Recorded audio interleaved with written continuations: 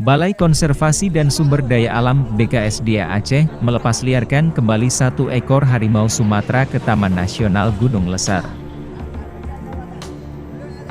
Harimau tersebut sebelumnya ditangkap setelah berkeliaran di area perkebunan warga di Kabupaten Aceh Selatan beberapa waktu lalu.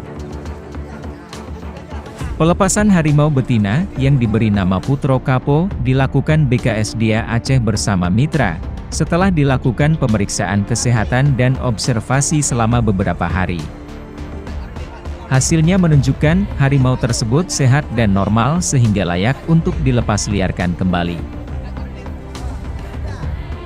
Kepala BKSDA Aceh, Agus Arianto, mengatakan penangkapan harimau dari kawasan pemukiman warga sebelumnya dilakukan BKSDA sebagai upaya untuk mencegah hal-hal yang tidak diinginkan.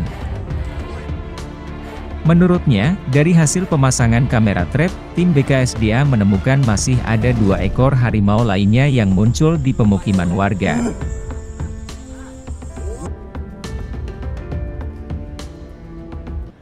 Untuk sementara kita lakukan observasi, untuk kita ketahui adakah perubahan perilaku yang terjadi gitu ya. Ternyata dari hasil medis tadi secara lengkap, alhamdulillah ini kita lakukan juga tes CDV sama tes PCR untuk COVID.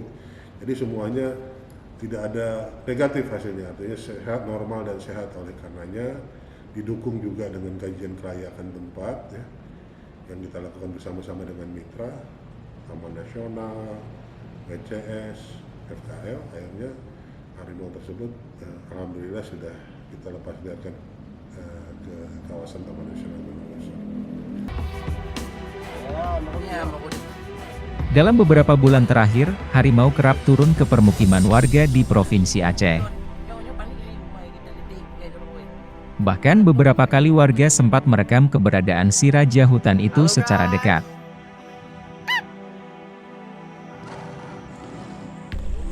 Dari Banda Aceh, Tim Liputan Aceh Video melaporkan.